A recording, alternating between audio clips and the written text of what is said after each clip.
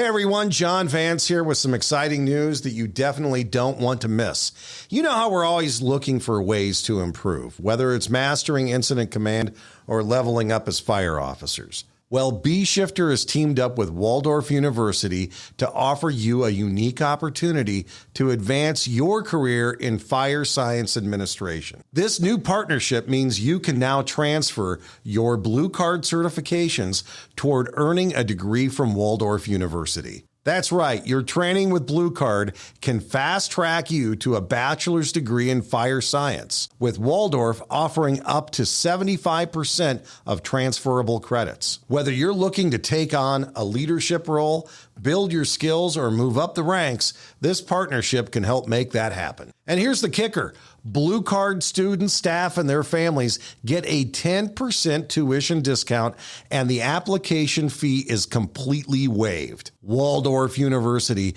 is known for its flexible online programs, so you can keep serving your community while you study on your terms. So what are you waiting for? Head over to waldorf.edu/bluecard today, send in that free application, and take your next step in advancing your fire service career. We'll see you at the top, B-Shifters.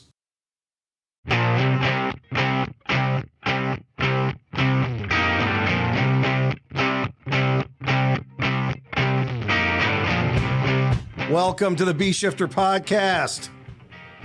It is John Vance, Nick Brunacini, Terry Garrison, along with you today. How's it going, guys? Perfect. Good. Yeah. Nice. It's a great day. Just good? Yeah. It's the lovely. weather changed, Yeah. Nick. Come Yeah. on. It's good in Phoenix, Arizona. Yeah, it's very nice. Very nice. The car didn't burn I leaned up against my pickup truck, and it didn't give me second, third degree burn. So it's a good day. Yeah, I think we may have escaped our hundreds. Yeah. Who knows? Is the degree of burn that you get from touching other objects really the telltale on how the weather is? Is that the vein that we use? Yeah. It just walking outside. Sometimes it feels like there's a hand that's crushing you. The hand of heat is letting you know that you're made out of water. So Open an oven door with your face. yeah. That's stepping outside. Yeah. Just Yeah. that heat coming right at you. Well, yesterday was lovely. Yeah. Yeah, this should be the time that people want to be here. Yeah. Yeah, the Octobers and So Novembers. You went for a hike in one of our desert trails, and you survived that, so it was lovely. Yeah, Yeah, I had no yeah. problem. I saw horsies.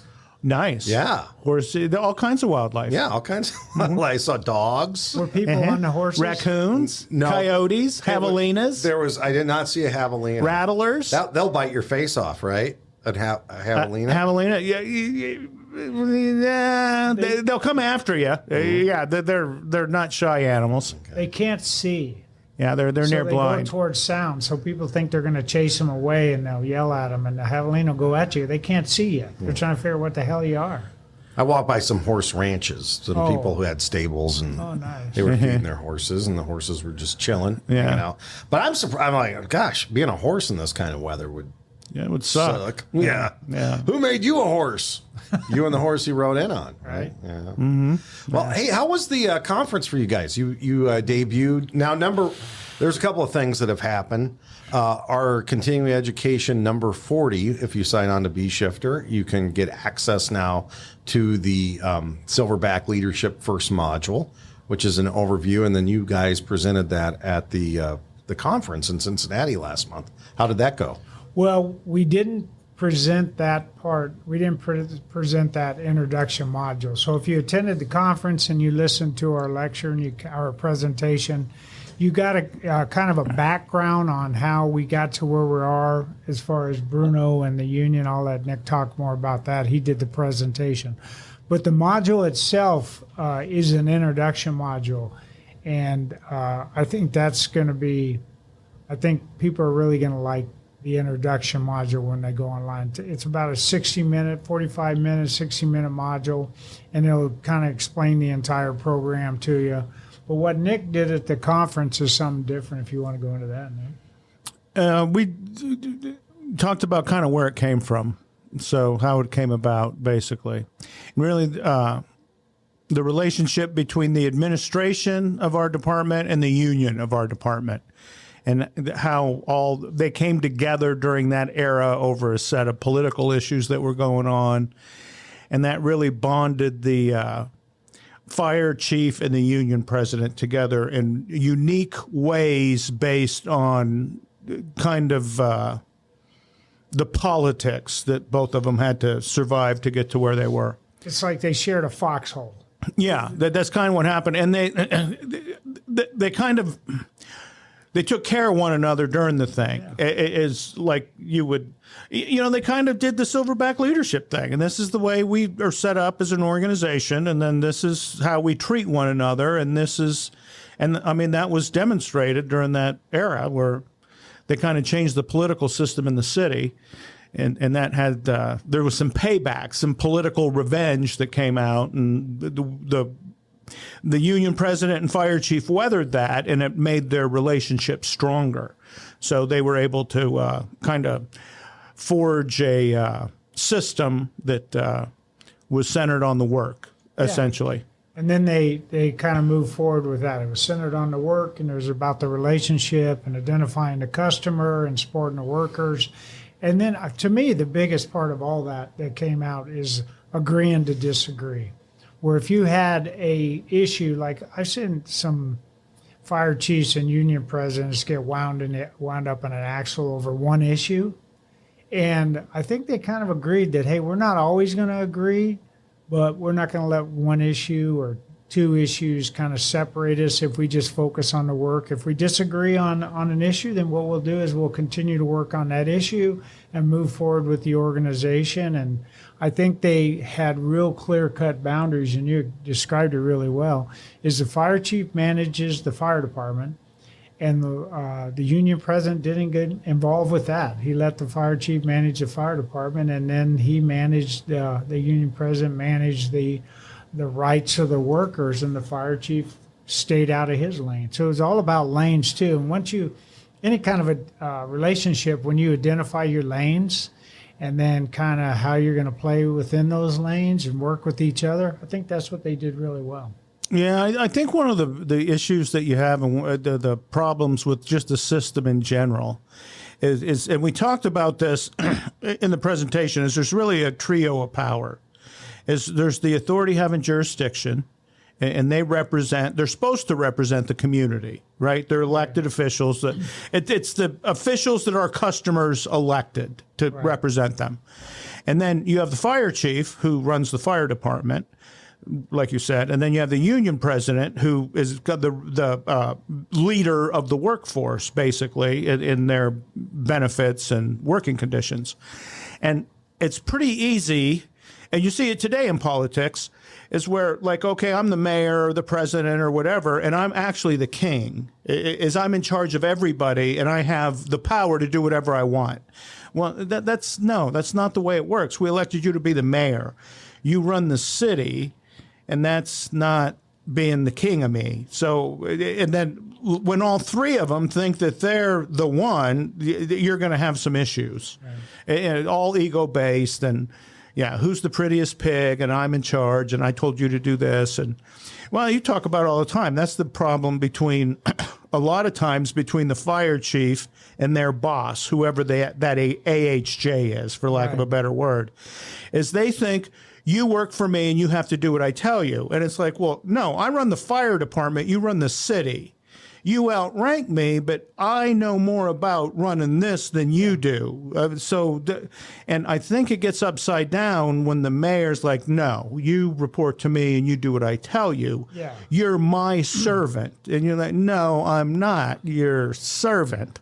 I'm the fire chief. I always relate it back to politicians being involved with Vietnam. How'd that go? Yeah, right? exactly. So when you don't let the generals run the war and politicians get involved, that's the same thing with the fire department. When you got a fire chief who's working and he thinks his job is to make the mayor or the city manager or the city council or the fire board happy, that's not good. And then when you have those lines in place like that, and those two people work together, the fire chief and the labor, it's better for the members because the members get confused with power, and the smart members will use that against you, right? So they'll do that whole go ask mom, go ask dad thing. 2 Christmases. Right. Right. And I remember this thing back to COVID when we first came out and paramedics had to get the COVID vaccination. It wasn't very popular with some communities and some firefighters. And we had a group of paramedics. I was working as a Glendale fire chief, and we had a group of paramedic students that had only been in training for about 2 weeks at a community college. Well, part of their training program is you got the classroom program and then you got the clinicals at the hospitals. Well, the hospitals contacted us, and they were kind of our partners in the paramedic training program. They said, hey, we're not going to allow your paramedics in the hospital without their COVID shot. It's not going to happen. So what we had to do is, okay, well, they can't get trained. They're not going to get certified. We're just going to waste money if we get to that point and we got guys that aren't going to get the vaccination. So contacted the union president. I said, we had a conversation about it. We were both on the same page. We went to the classroom, and we had a dozen students in there, and there were students from different agencies. We probably had about 8 or 9 out of the dozen students, maybe not that many. But anyway, we met. We said, hey, we want to talk to the Glendale firefighters, and after class. And so we met, and we said, guys, you got to get your COVID vaccination if you're going to go to the program.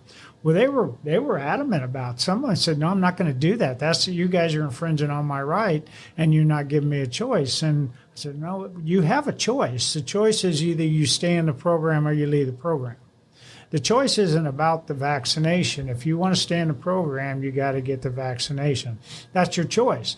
Well, that's bull crap. And we had the union president and the fire chief, and we said, let's have an open discussion about it. They weren't disrespectful, but it came across more like that than they actually said it. Well, about 4 of them said, well, we're not going to do it. And I said, okay, time out. Go home and talk to your spouses and tell them that you're not going to get this pay raise. You're not going to be paramedics. You're not going to get in, be able to complete this program. Come back tomorrow and let us know what your answer is. And what do you think happened when they came back the next day? Hey, when do we get those vaccinations, Chief? How many? We had one guy that one of our guys said, no, I don't want to do it. He goes, it's just something that I don't feel comfortable with. And I said, okay, well, put your books over here on the desk and go back. You're going to go back to your fire station. I'm not mad at you. And that's the choice you made. You just can't be in the paramedic program. And I was never mad at him. The union president wasn't mad at him. That was a choice he made. It was about 2 weeks of training that we spent on him, but it's like we didn't invest a lot in him, in that piece of it. And so that's an example of the fire chief and the union president really being on the same team. And that's so helpful because you could see how that could have spun. Oh my God, I could have. Well, you would have seen the union president. You would have just saw him after you ordered everybody to do what they were needed to do, and then he would have. He would have been in my office and said, "No, you can't do this." And you think, well, a 5-minute meeting with the guy in the front end eliminated that. Yeah, like you said, you're on the same page now. And if he wouldn't have been on the same page, and I would have said, "Hey, but this is one of these we're going to have to agree to disagree. Yeah. Let's keep our relationship strong and all the other things we're doing for our firefighters. But right now, I have to do this." But thank God he was on the same page. Really reasonable guy, and we went down and made that happen. So, you wonder. Like with the recruits, and you tell them, okay, you have to wear the SCBA. Well, no, I don't believe in SCBAs. And I want to do it anyway. And you're like, no, you're fired. That's the way it works, pal. Yeah. We have safety protocols that are part of the gig. So, well, Nick, that's important because one thing we had decided when we went into that room with them is we're not going to talk about the benefits of COVID vaccination. Yeah. We're not going to get into the politics of it. The hospital is not going to allow us to complete your training without this. Yeah. That's what we're focusing on. That decision was made for you as the fire chief. This is. I mean, it wasn't you making a decision. It was a decision. The hospital. Yeah. And what's that's a decision you would think the hospital would make too, in that favor, and say, no, you're going to have the best protection, and that this is how you get it. Yeah. And I was happy for the ones that decided to stay, and I was kind of proud of the guy. Honestly, I told him afterwards, that's pretty ballsy move. But you know, your wife supports you, and you. Yeah. And I think a year or two later, his concern was, will I have a chance to get in the program later down the road? And I go, yeah, I'm not gonna treat you. We're not gonna treat you in a negative way. I gave you that choice. So, but at first when they said, well, you're not giving us a choice, nah, you know, we're getting a choice. Choice isn't the one you want, but this is your choice. And oftentimes it's the way that message is being conveyed. And I think you know, what Nick said, the union president was in the loop from the beginning. So the union president wasn't blindsided by grievances and people ringing his phone off the hook with, did you hear what they're mandating? Because you talked to that person right away. And then the second thing that happened is the way that you communicated it. It wasn't a mandate. And there were so many people that did some mandates that weren't very well received. And you know, wasn't there like a safety shoe thing that happened at Phoenix with Alan Brunacini? And what was that similar to this situation? I'm trying to recall exactly what that story was. It was the Bruno boot. In fact, there's an award downstairs hanging on the wall that's a golden Bruno boot. And what it was is the fire chief, again, you're in the deal, I'm the fire chief, I'm going to run the fire department. We did everything, the last podcast we talked about labor management committee. So you're doing everything through the uniform committee. Fire chief goes in and tells the uniform committee, we're going to wear steel toe shoes on duty. That's the work boot, okay? We do a lot of pre-planning, construction sites, hazard zone stuff. We're going to wear a shoe that protects our foot. And so it's got to have a steel toe, and you know it's got to be designed like this. He says, pick one, pick two, pick seven, whatever you want to do. Go at it. Okay, chief. Well, the uniform committee did not want to do that. They didn't want a steel toe shoe, so they never made one. And so it went on for a year or two. And he went to the final meeting and he said, I have asked, and it's obvious to me that you just can't figure out what we really need. And so he pulled a Red Wing Chukka-style 3/4 boot out and said, that's what you're all wearing. I'm done. And they had a shit fit. It's like, you can't make us wear this shoe. And so they're going back and forth. And I mean, and there's... See, this is like right after the strike vote, and this is during this era. And I was working with all the union guys downtown at the time. So I was it was the time of my life. It was so much fun. Yeah. And the idiots believe everything you tell them all the time. So you owned them from the moment. But anyway, and we're not doing it. And we're going to go on strike. We're going to show you. And, you know, we're just angry about this.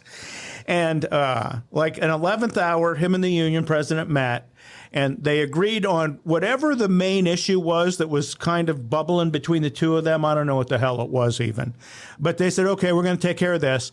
And like the final deal was, and Alan, the shoe, let's like do like a 3-month cooling off period. And then you got 3 months to get the shoe. And he says, perfect. He says, we're good. Boom, boom, hug and kiss. That was it.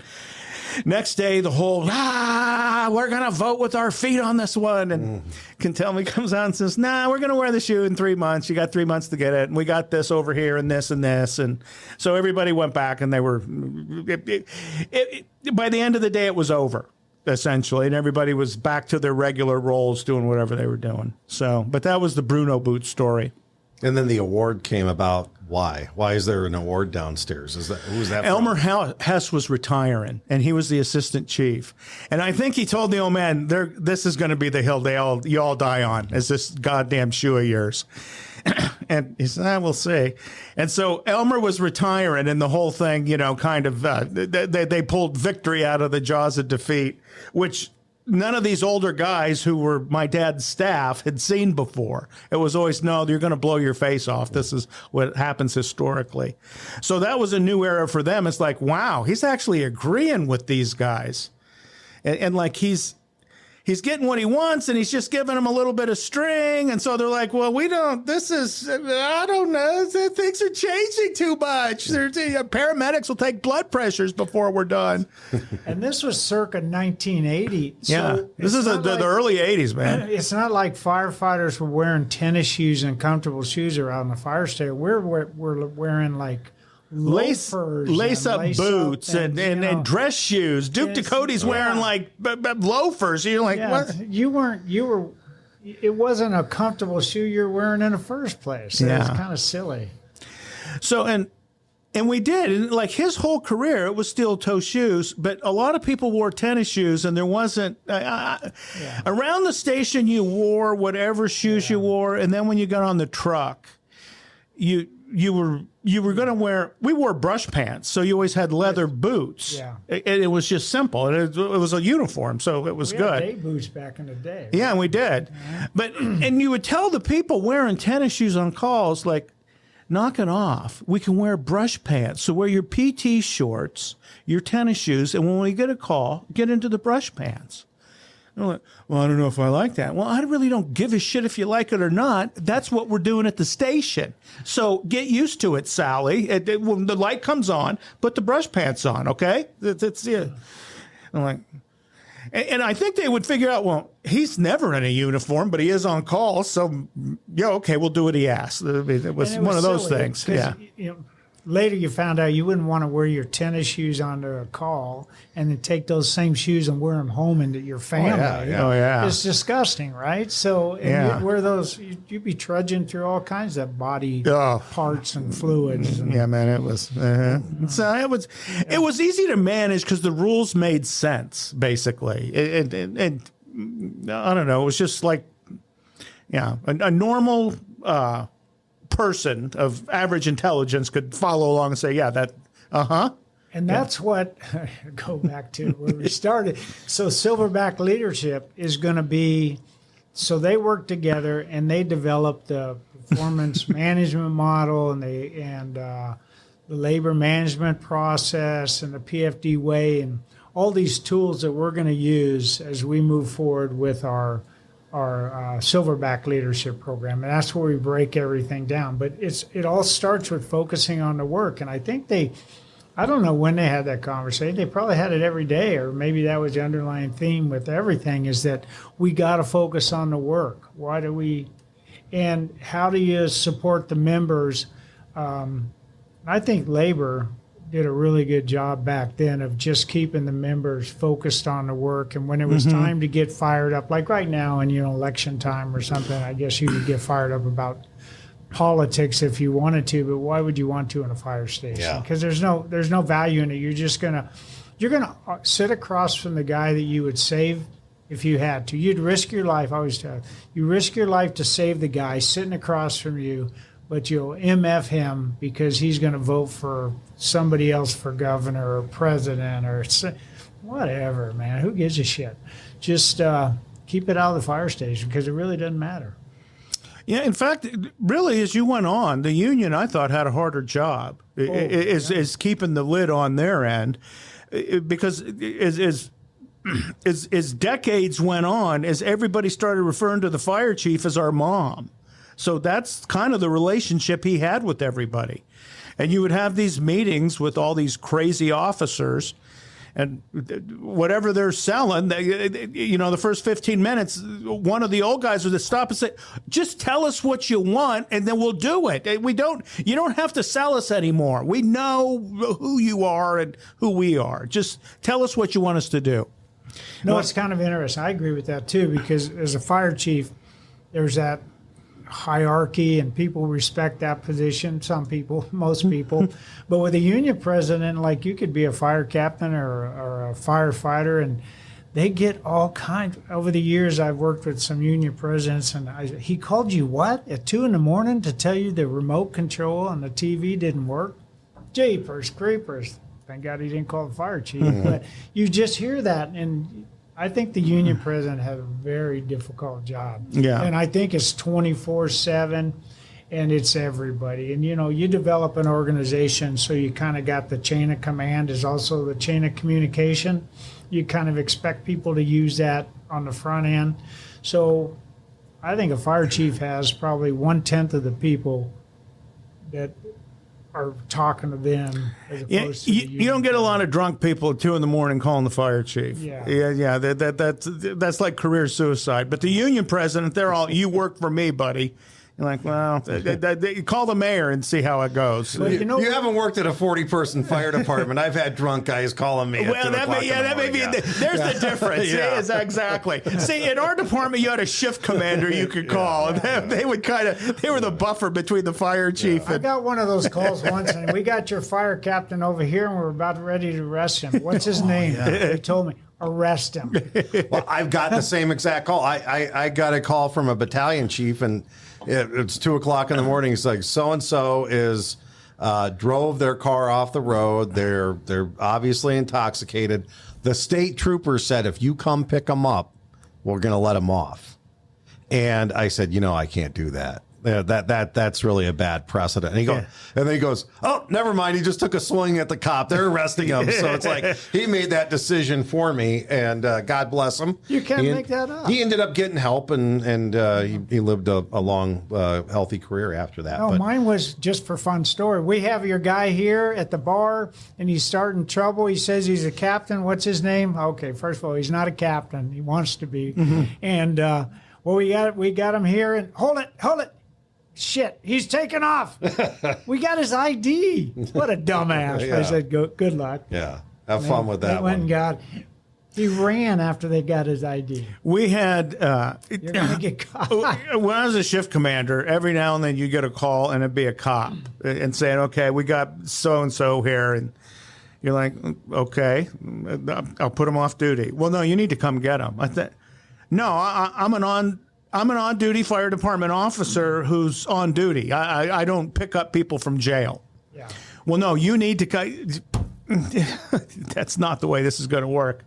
There's a lot of things I could have done to help you 3-4 hours ago, telling you not to do something or giving you some better life advice. But once you're in the presence of law enforcement, man, that'd be a PR nightmare for any of us, right? Terrible. Like, the fire department doesn't have to follow the rules. No, there's a everyone else process, does. Yeah. right? I always say use the process, whatever's in place when it comes to discipline. Well, here's the process. Frosty's at the rave. He leaves the rave and he gets in his jacked up 4x4 and does 360 donuts in the intersection on the corner of the rave, shooting a handgun out the window. The police chase him. He's off. He hits something and then he's running from his vehicle and he is nude. Right? And then, they call a shift commander later and say, no, he's going to need 3 or 4 different professionals before he gets back to us. This is... Yeah, did he hurt anybody? Is everybody okay? Yeah. It sounds like... Well, we've been saying it starts with the work, and that's really part of your program with Silverback leadership. And everything we do begins with the work. The work must support the customer, the supervisor must support the worker, and the system must support the workforce. Kind of working our way back to doing everything right for Mrs. Smith in this statement. How do we support the workforce in situations where, Nick and I talked on the last podcast about a large system, okay, where they had these different subcommittees and literally, dozens and dozens of people leading the way. If your department is less than 100 people, like most departments, how do we supervise and support? Well, how does the supervisor support the worker, and how does the system support the workforce in those smaller systems? When it comes to those 4 areas right there, I honestly don't see size doesn't matter when it comes to this piece. I think because this is about relationships right here, right? And this is about where a person focuses their attention. So depending on the size, you still need to, in my opinion, you need to focus on the workers and support them as they deliver service to the customer. And it's just that simple. Now, when you start to the formal piece about having committees and some of the things that we've been fortunate to have throughout kind of the larger departments we've been with, I think what you do here is you line up those same people together, and they just kind of work on a few of those areas together, right? Whatever those are, you identify them, and you kind of multitask that way. But I really believe in many ways having a smaller department may be not easier, because you still got to get everything done, but simpler. Talked about the span of control and the hierarchy of communication and those kind of things. I think that in a smaller department, that may become simpler.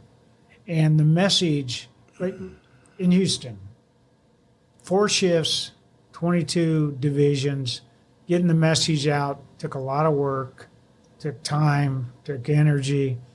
Oceanside Fire Department, 185 firefighters, 9 fire stations on 3 shifts. A lot simpler to get the message out. But the message was important for me was the same for both departments, and that was the message. We're here to support each other. We're here to service the customer. The leaders are here to help people do their job. It's not a gotcha department, so you start developing phrases that make sense within your organization to how you support the customer. But I think you could. I don't think size matters here. Where size matters for me is like on the fire ground, right? You need to get crews on the fire ground. You need to have a what do they call that? You have your fire attack, you have your initial fire attack, and then you have the companies that come in behind it. Yeah, the 3D. You have tactical reserve. Yeah, that to me, that's more important there. But as far as the leadership piece and treating people respectfully throughout the organization and focusing down on the customer, I think a smaller department, it may be just a little bit simpler. When we did the recovery process in Phoenix, and it was the height of our size as a department. And out of that, really what we did is we turned the organization you use to manage the fire department from a big one to a small one. Is we put training back into the operations division. We put safety back into the operations division. And see, a bigger fire department, it becomes disconnected because those things float out. So like the safety division was doing whatever the safety division felt like doing. Yeah. They weren't lining it up with customer service in any way. It was with whatever the assistant chief, whatever revenge he had in the back of his head is what the safety division was going to do as their mission. Training was the same way, is we're going to throttle anyone who tries to train outside of us.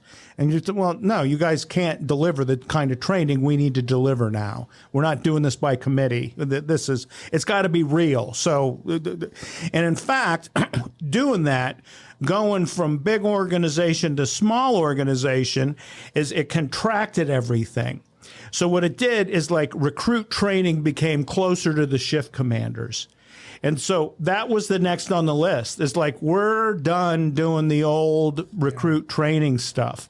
Is now we're going to focus on air management and actually like what's involved in completing the task that you're doing. There's no more of the recruit training officers thinking that they're on a cowboy roundup anymore. And this is because I said this is what we're going to do as a captain, then this is what the whole training division looks like. And you say, no. You guys are doing training that's 10 years out of date. We're not. The peak of the roof is not the strongest part anymore. We need to do training that recognizes that. Yeah. So because we did that, is it made everything more effective. And I think what happens is when you get too big, it just becomes unmanageable because it's too far away from the people that can actually fix and make it do what it's supposed to do.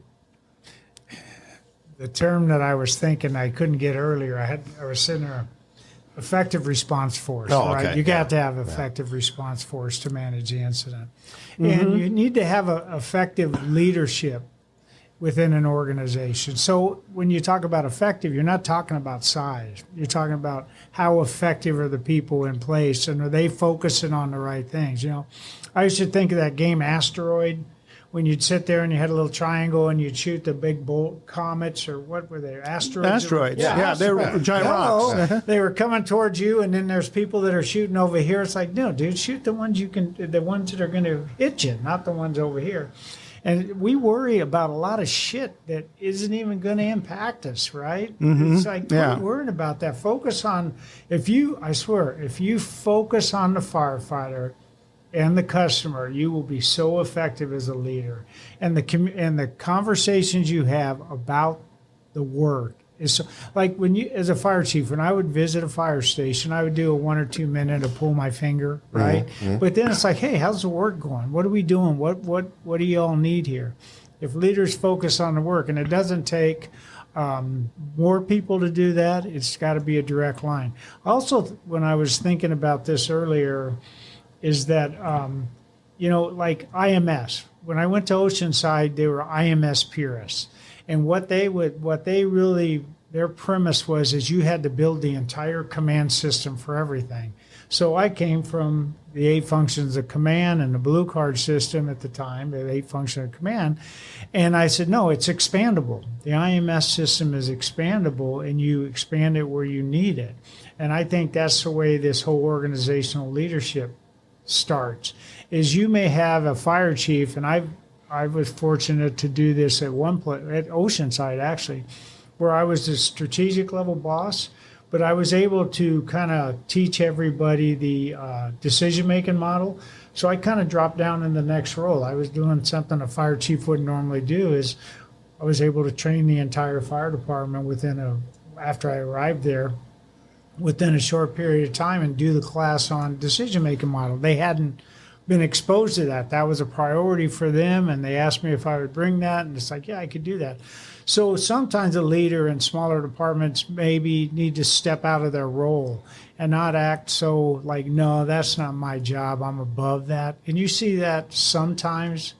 I was lucky, once again, worked for Bruno. I didn't see that in my career, but I've heard about it with other people. Well, don't get caught up in your position. Do what you got to do, right?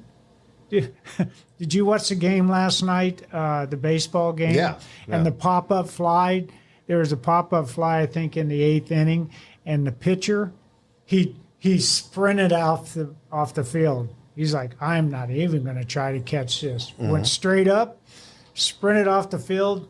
The third baseman came over and caught it, and it was just about on the pitcher's mound. But he said, no, I can't do that. So with taking on extra responsibilities and not get caught up in egos, you also got to realize that you may not be good at something too, and you need to hand that off. And we talk about that in Silverback leadership, is the key to power is the more you share it and empower other people, the more you get.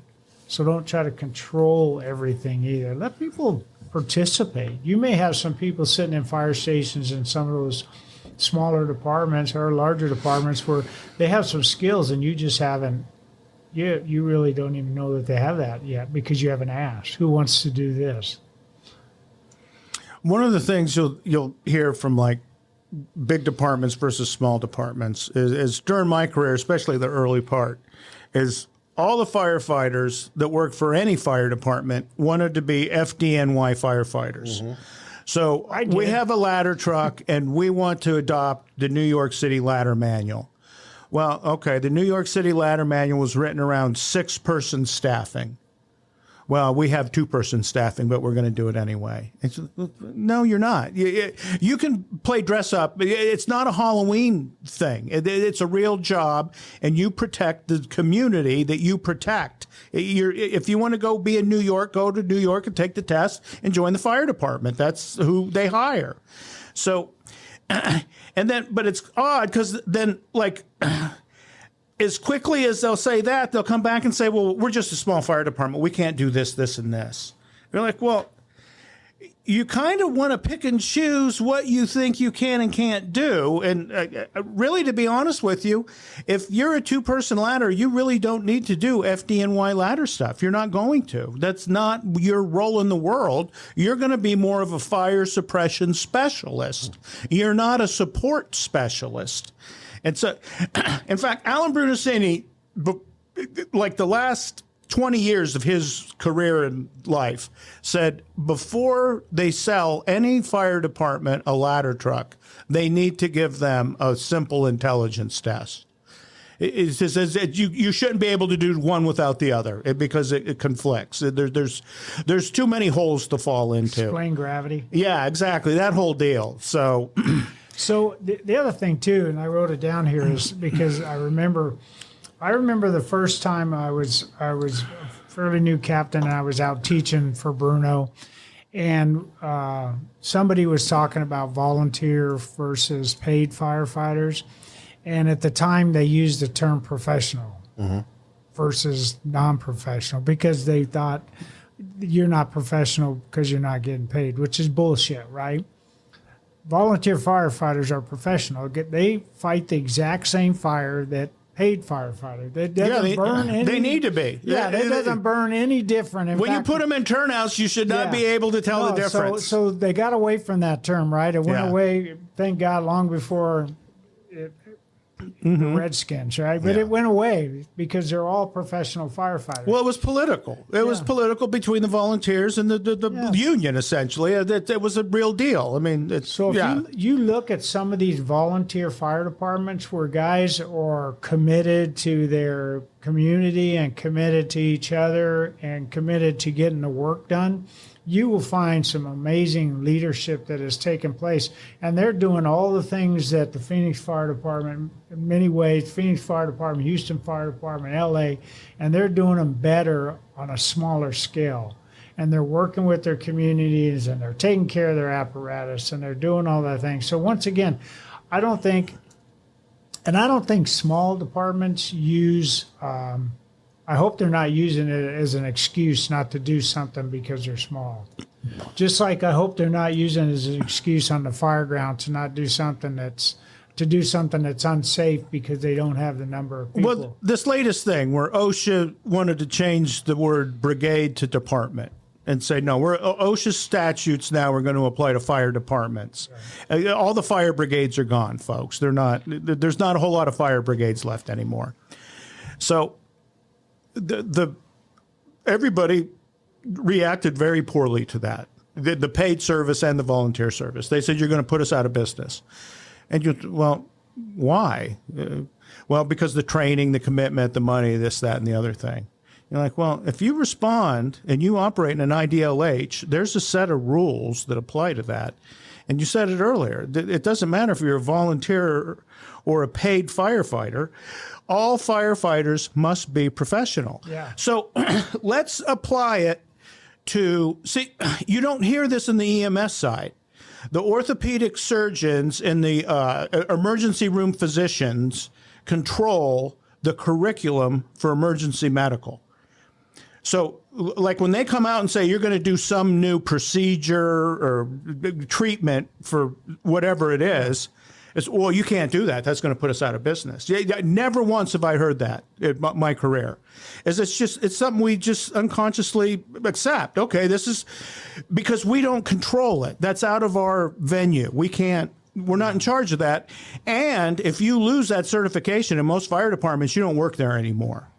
So if you're a volunteer firefighter and a paramedic, if you don't keep your CE up, you're not a paramedic anymore. Well, so the part that we keep pushing off is the fire side. It's like, no, we can't do that. It's too much. It's too much training. And you're like, well, I can train you to be an IC in about 60 hours, basically, is the curriculum. How long does it take to become a paramedic? Well, it's over 1,000. But you don't hear, well, no, we just have to do that. Well, because you guys won't represent the fire structural side of the service. You don't. That's just something that we should know automatically, and we don't, because most fire chiefs couldn't tell you. Many of them couldn't what that looks like. They're more administrative in nature. So you're like, no, if we're going to have standards, they have to go across. It doesn't matter size. This is what you do for a living. If I go to a dentist, I don't care if he's doing it for free or if I'm paying him. I expect a certain level of care. I mean, yeah. So years ago, I walked into a combination fire department, and something struck me, and it stayed with me forever during my career as a fire chief. I couldn't tell who was a career person and who was a part-time person there. They all had the same uniform on. They were all physically fit. They were all professional attitude. When we were out training, they all had the same skills, and it was a good department. And I always thought, that's the kind of department I want to be a part of, where there's no differentiation between part-time, volunteer, paid on call, whatever it is. I think there's a lot of people over on the volunteer side that uses it as an excuse, or the community puts them into a position where they're constantly fundraising and doing a bunch of other BS. If you have to worry about putting on a fish fry every month to put fuel in your trucks, well, you're not going to have time to train and be a professional on-call department. The other thing I would say is, what's the expectations of Mrs. Smith? Mrs. Smith doesn't care if you're part-time or volunteer or full-time. When the air brake goes on, she expects a certain level of service. Absolutely. Wherever you come from. And using the excuse, we're just volunteers, it doesn't work.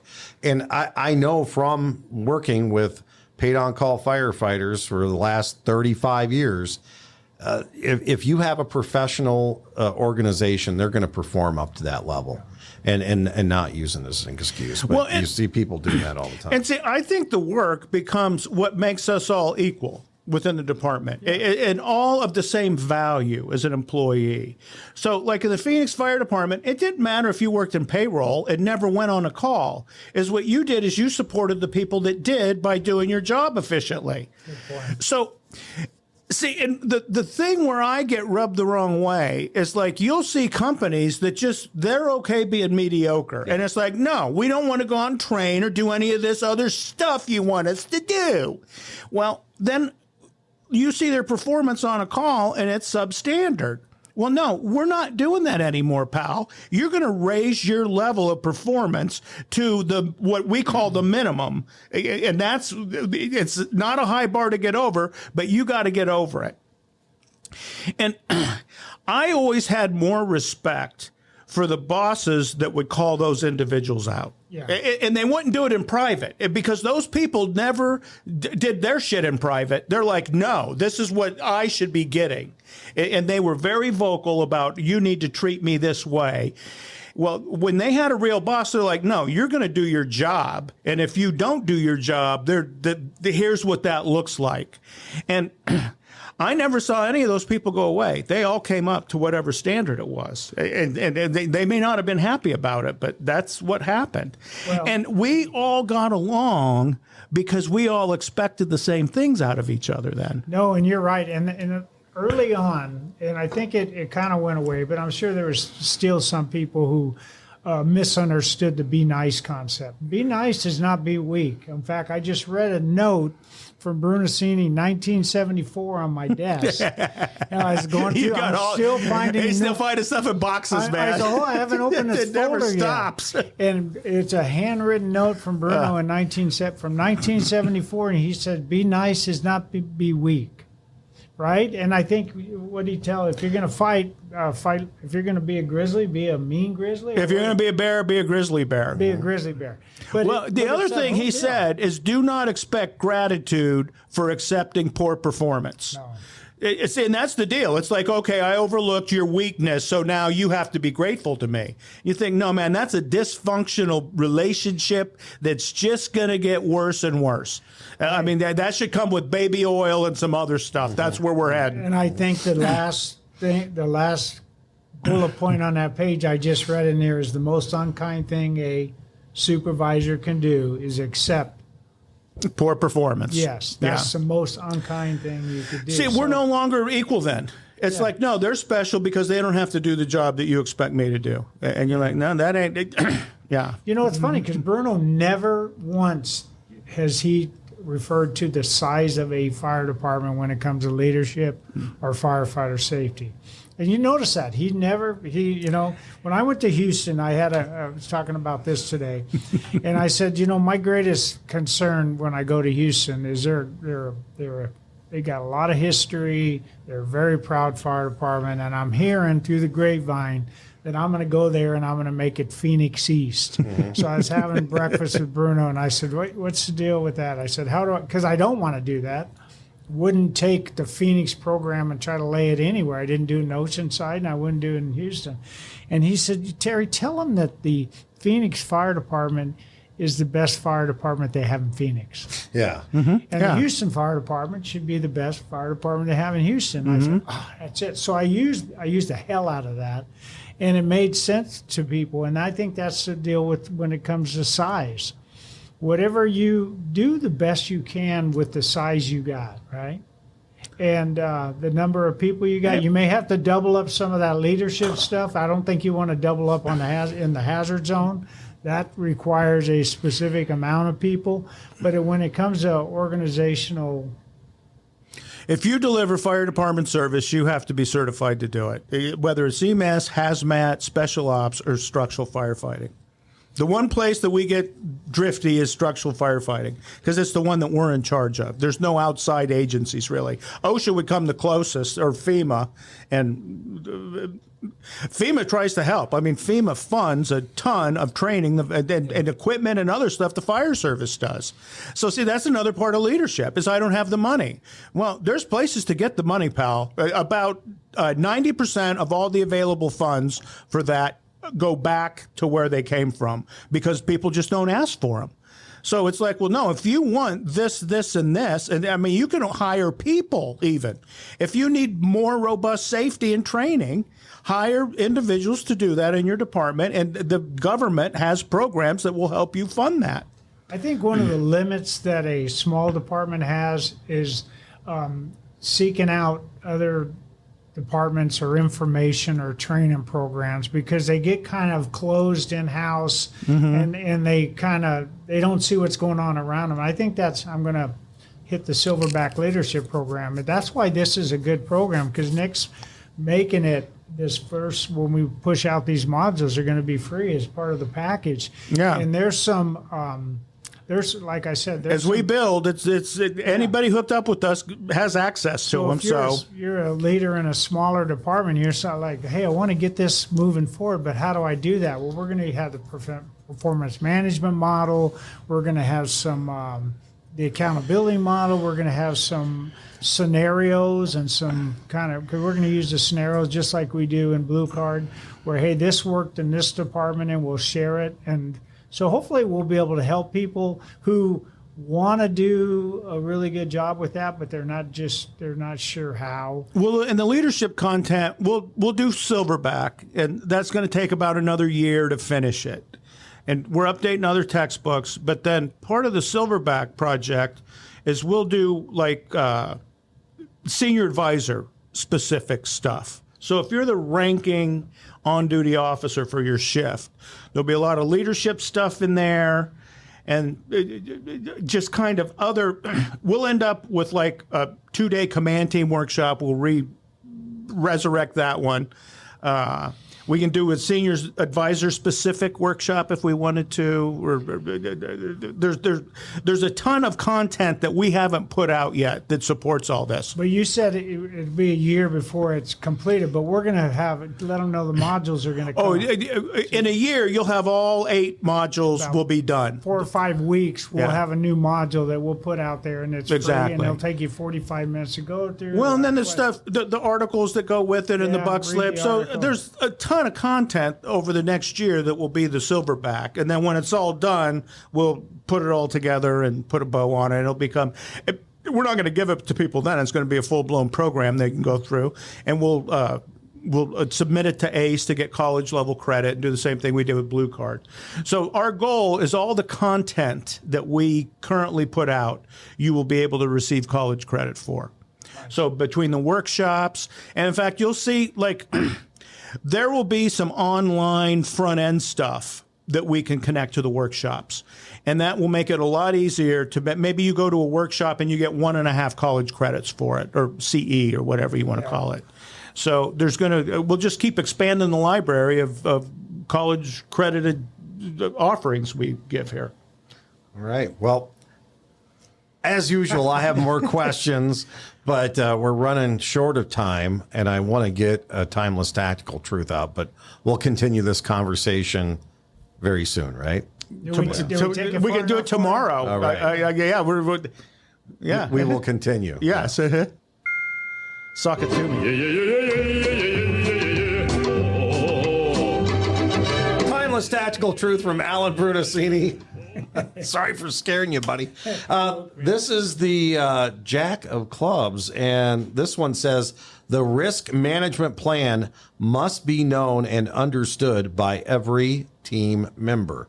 The risk management plan must be known and understood by every team member. When do we start talking about risk management with our firefighters? Is that a recruit academy conversation? Absolutely. Mm-hmm. Yeah, absolutely. And in fact, when you're in a training fire, right, there's risk management. So, yeah, I think that'll be something that just comes off people's, and then, for years we would know, you would hear guys say it, we'll risk a lot to save a lot, go through the process.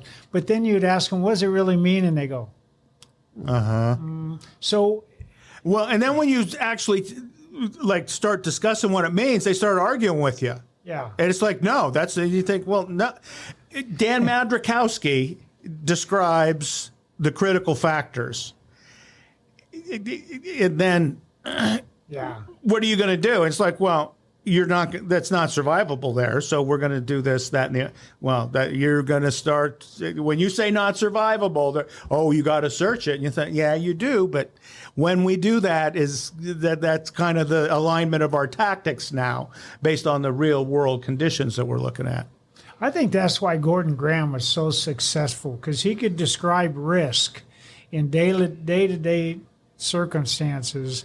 And what he was really telling firefighters is you got to risk issues lying in wait. Yes. Yeah, that's to this day, if I see a fuel tank at a gas station, I don't go get gas there because of what he told me. But I think people really need to follow that, and you probably read it again at the end. But they need to understand and not just be able to state it. But the beginning of understanding is being able to kind of remember it. Well, and then applying it. Right? See, the other part of that, though, is during the first half of our career, where did half of the line of duty deaths occur?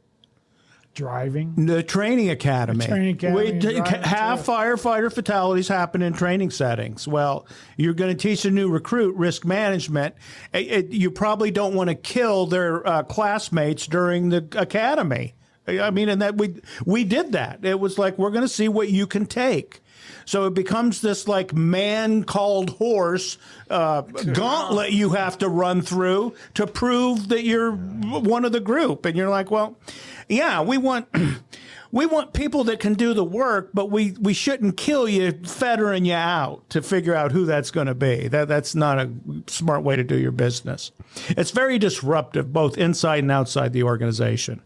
Risk management sometimes is hard to for a group of young individuals who came up in a system where they say, hold my beer and watch this. Yeah, exactly. Well, and they're not going to, you're 20 years old in the academy. Yeah. They talk to me about death and a pension. Yeah. Silly old man. It's going to happen to somebody else. But it's organizational responsibility because,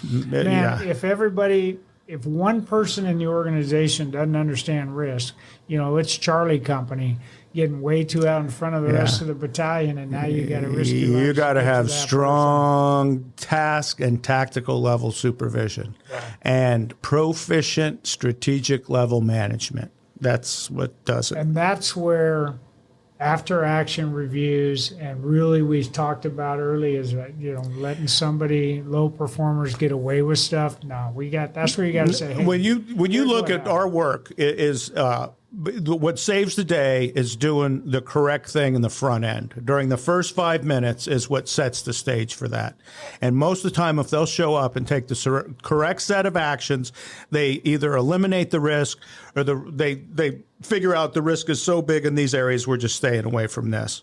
Based on that decision-making model. Yeah, training them to do the work. And it's like, hey, we're here to save shit. We de-escalate hazardous situations in the community. We show up and we save things. And we're just not going to let it burn down. We're going to save what we can. But if the whole thing's going to the dump, Madrakowski said at the conference, why even put water on it? Let it burn. It's going to be gone sooner. You're not going to foul the water table. So you've got to... I remember Halton was going crazy once about just the responsibilities of the first apparatus operator. And he said, you can't quantify any of this. And you're like, well, if you can't, then you can't do your job, pal. You were going the wrong direction with this one. Is everything you said is the reason we need to train. That you just said it. No, it's too much to manage. You're like, nah, you're wrong. Yeah, that's organizations that I've seen. See what you did with that goddamn card, Vance. There's a lot of fire departments that spend more time talking about HR issues and budget and all that, and not talking about risk, driving, life practices, whatever gets firefighters in trouble. Don't do, that gets them focused on the work too. When you're talking about risk, then they're focused on the work. Yeah, what you guys have been saying. Yeah. So. Well, you can get these cards at the B-Shifter store and have hours of discussion around your kitchen table at the firehouse with it. Exactly. We can certainly go on and on. Or you can play poker. Afterwards, yeah. The three guys and all their body parts are broken and twisted up. Yes, take it from us. All right, wrapping it up. Thanks, guys. Really appreciate it today. Thanks for listening to B-Shifter. Woohoo!